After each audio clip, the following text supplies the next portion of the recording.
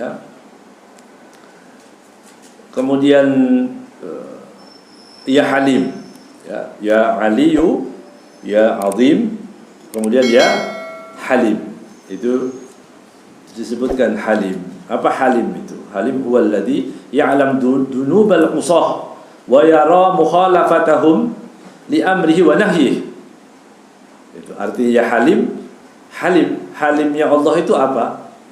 Yang disebut Halim, orang menyebutkan bijak, ya. Kemudian Halim itu kalau dimaksudkan di sini adalah ya'lam dunubal usah. Allah yang maha mengetahui dosanya orang bermaksiat. Gitu. Allah itu maha mengetahui.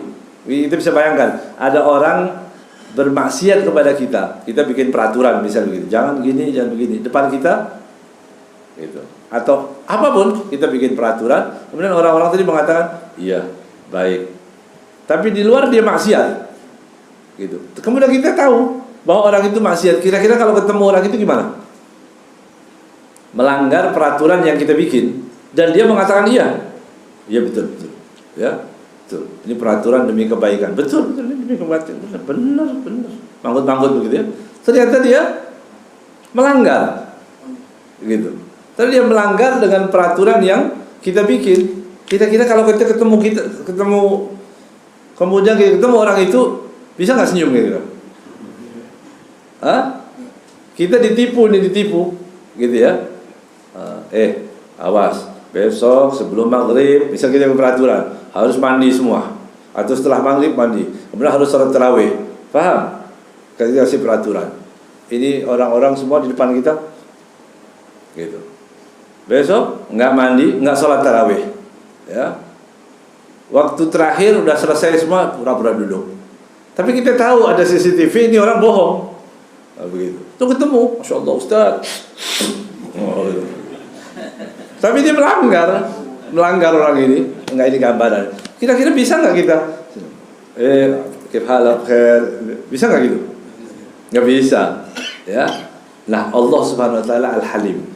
Allah Subhanahu Wa Taala Al-Halim ini mengetahui dosa hambanya, ya. Dia tahu dengan semua yang dilakukan. Wala yuharrikuhu ghadabuhu. Tapi kemarahannya tidak sama sekali, nggak marah Allah. Ini orang yang kurang ajar ini, begitu ya. Kalau doa masih dikabulkan oleh Allah.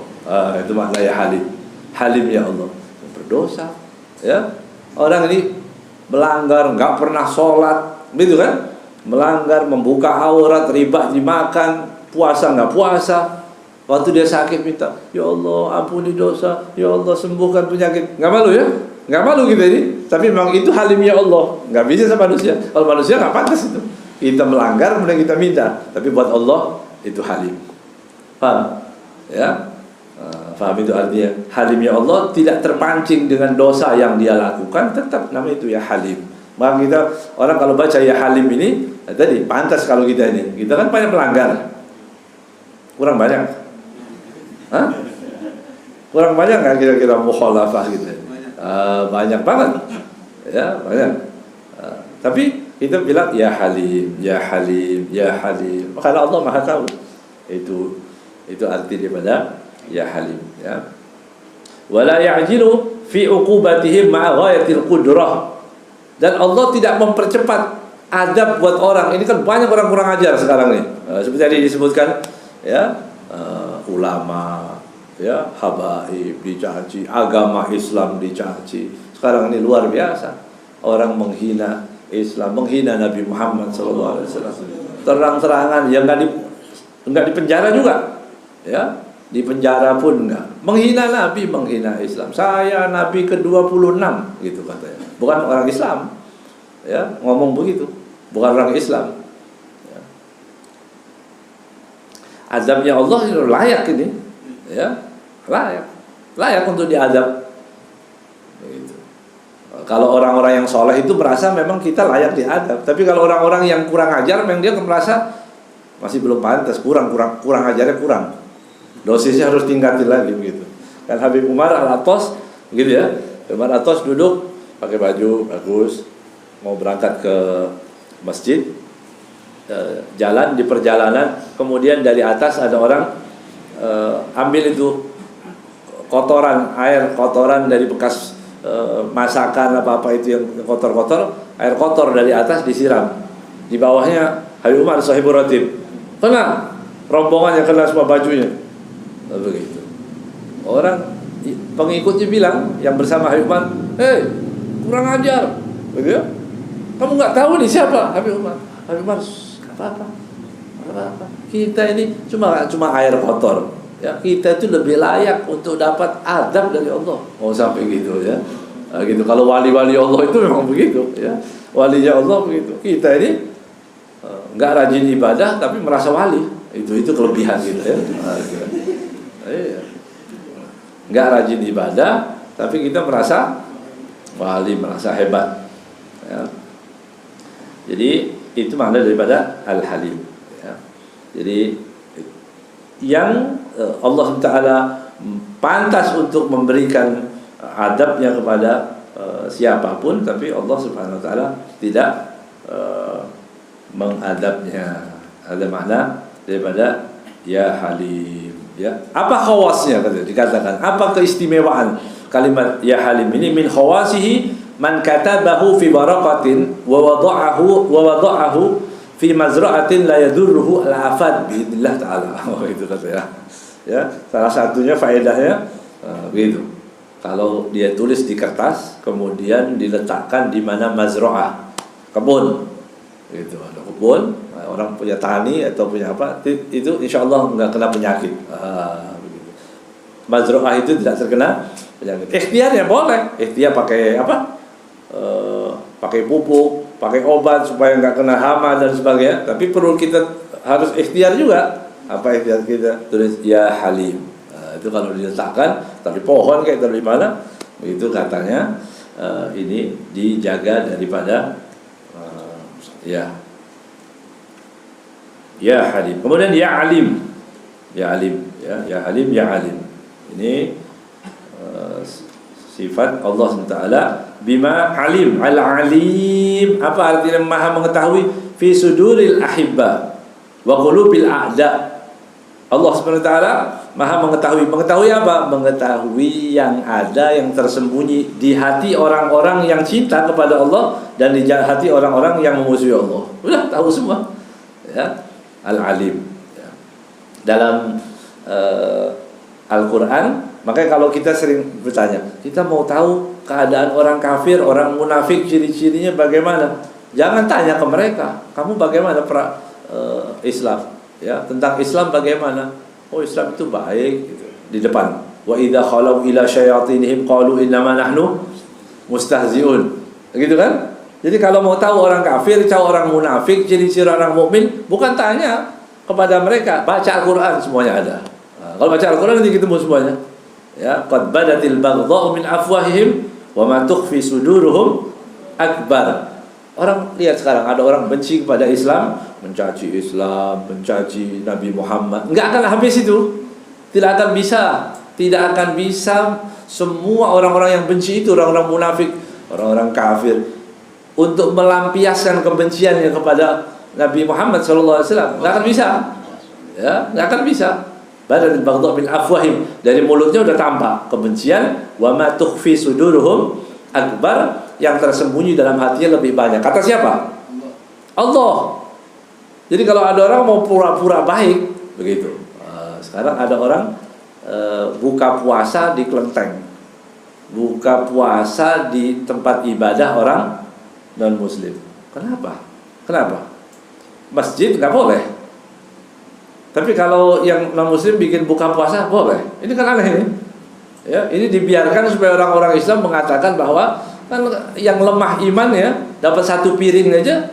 Oh, berarti semua agama sama. Gitu. Cuma satu piring. Belum tentu itu masakannya halal.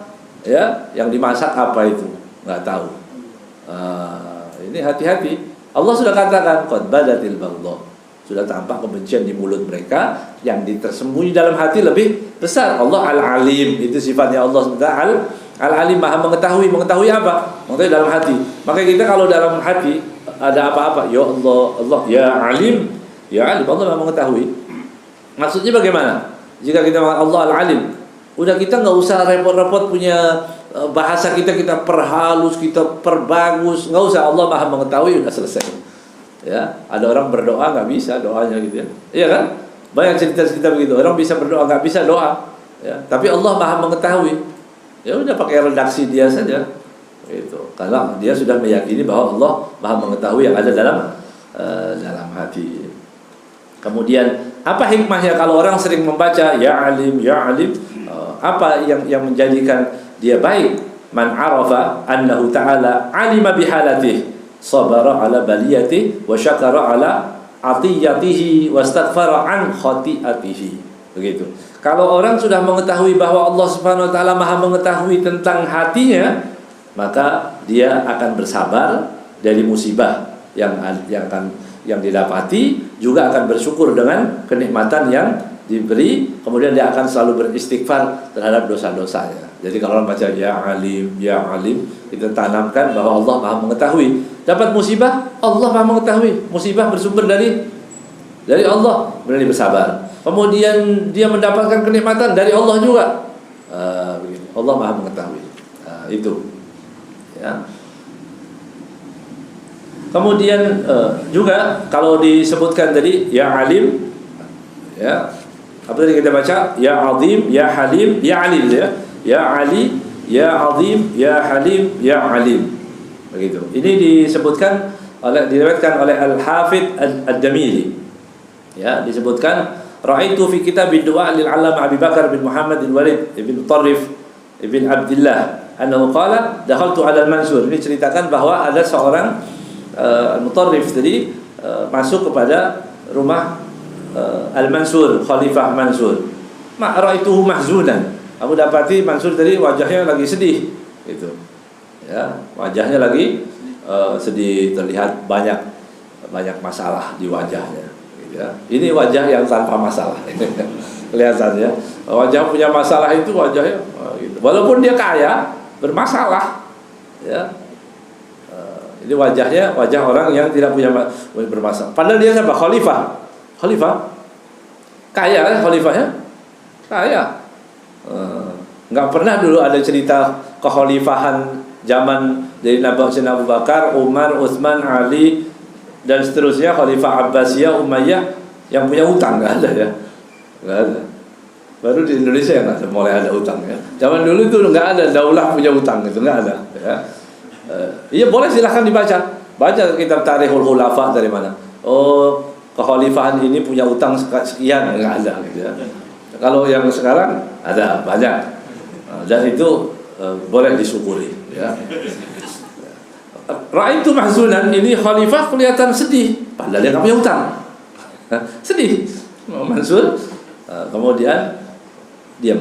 Imtana al-kalam min al-kalam li faqdi ba'di ahibbati, karena kehilangan sebagian teman-temannya dia kelihatan sedih.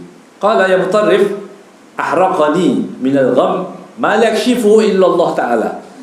Ini hatiku sudah terbakar ya dari kesedihan yang tidak bisa yang bisa menghilangkan kesedihan tadi kecuali Allah. Fahal min doa asa yakshifahu Allah taala anni. Itu punya doa enggak? Tapi orang dulu kalau lagi sedih, punya masalah, larinya ke doa. Begitu, ya. Di doa. Bukan utang lagi. Bukan lari ke pegadaian, jangan, ya. Orang Islam hati-hati ya. Sedih. Apa sedihnya ini? Banyak tuntutan, istri minta macam-macam, terpaksa. Ya udah, dia angkat kipas angin, bawa ke pegadaian. Enggak tahu laku enggak kipas angin. Dibawa ke pegadaian, ya. Datang situ enggak doa. Jadi orang tadi minta doa. Apa doanya? Ya Amirul Mukminin haddatsani Muhammad bin Sabit. Ya, an Amr bin Thabit Al-Basri. Kemudian qala dakhalat ba'udah fi udhun rajulin min ahli Basrah.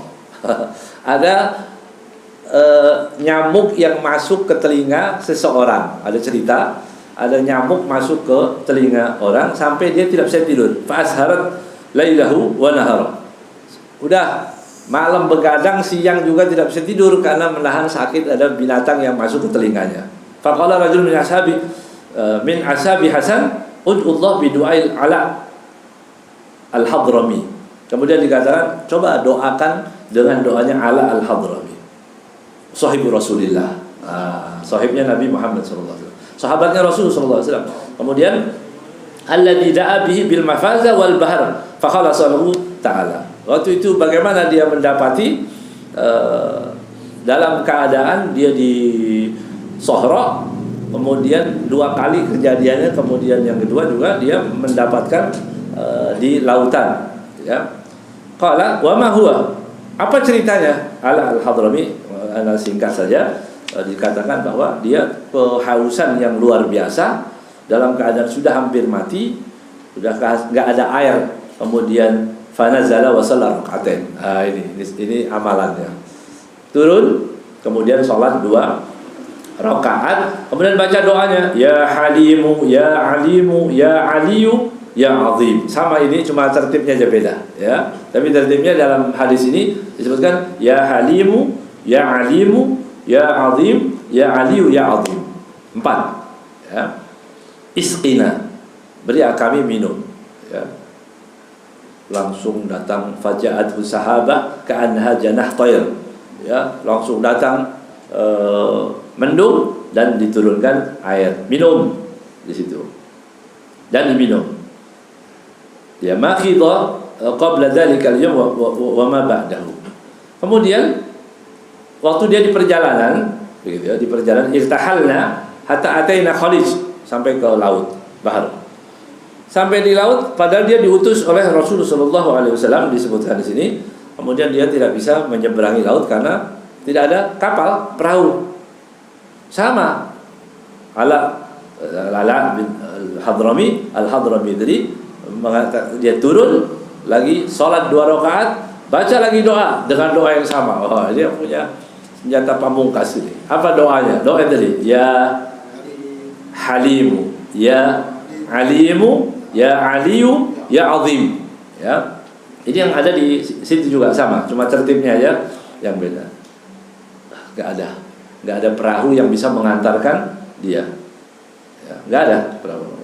Salat rakaatain dibaca lal ajizna, ya Allah, bisakan kami melampaui ini dari laut, di depannya laut, ya. Tsumma akhadha bi anani farasihi tsumma qala juz bina bismillah. Masya Allah, ayo naik kuda, kudanya bangkit laut, ya, kudanya dinaikkan ke laut, jadi lewat laut itu, ya. Bismillah, ya. Qala Abu Hurairah radhiyallahu famasyaina 'alal ma', kami jalan di atas air. Ini sebutkan salah satu karomahnya para sahabat. Sahabat itu ada yang karomah, yang menunjukkan hal-hal yang seperti itu, tapi tidak banyak diceritakan karena mereka di hadapannya adalah Nabi Muhammad sallallahu alaihi wasallam. Kemudian dia mengatakan bahkan kaki kuda pun tidak basah, tidak ada yang basah untuk naik di atas kuda, ya. Wa kana al-jaish 4,000, ada 4.000 orang. Itu dalam riwayat dikatakan 4.000 semua itu naik kuda di atas laut semua, begitu. Itu iman. Ini kalau hadir belum tentu mau, ya. Ini benar nggak ini? Ya, itulah keyakinan para sahabat. Udah berangkat dia. Wallahi ma kharajna min indihi. Qal wa wallahi, waktu diceritakan tadi kan yang cerita siapa? Yang bercerita di Mutarrif yang diminta oleh Mansur, kan dia ceritakan lagi ini apa, doa apa ini doanya. Fa kharajna min indihi hatta kharajatil ba'udah, ya, min udunihi. yang kemasukan ba'udah sudah sembuh, ya, fabariha, ya. Kemudian Mansur fastaqbalal qiblah wa da'al Mansur bihadzal du'a. Waktu sudah ngerti, dapat riwayatnya, 2 riwayat, langsung dia menghadap kiblat, dia sholat 2 rakaat, dia angkat tangan, hilang tadi kesedihannya. Langsung praktek mesti gitu, ya. Nah, nanti pulang langsung praktek, ya. Kita doa apa aja yang dalam hati kita, punya kesedihan, punya apapun, kita berdoa dengan doa tadi dari hadis Rasulullah SAW. Itulah yang disusun oleh Imam Abil Hasan Asyadili. Ya, dikatakan walaupun hadis ini dikatakan ada yang mengatakan dhaif, bahkan sebagian yang mengatakan maudhu, ya, hadis riwayat ini, tapi kita biasakan kalau ada hadis yang dikatakan dhaif oleh para ulama, belum tentu dhaif untuk yang lain, kan itu penilaiannya. Seperti utlubul ilma walau bisin, sebagian ulama mengatakan itu hadis maudhu, tapi sebagian mengatakan sahih, begitu ya. Nah, maka kita biasakan, jangan sok pintar. Ya, bilang oh hadis ini dhaif, hadisnya dhaif, begitu. Mau diapain kalau dhaif? Mau dibuang? Intinya jangan buang, begitu ya. Hadis Rasulullah SAW dari jalur yang ini mungkin dianggap dhaif, tapi sebagian ulama mengatakan hadis ini, itu biasakan kita seperti itu ya. Adab ahlu sunnah wal jamaah itu seperti itu.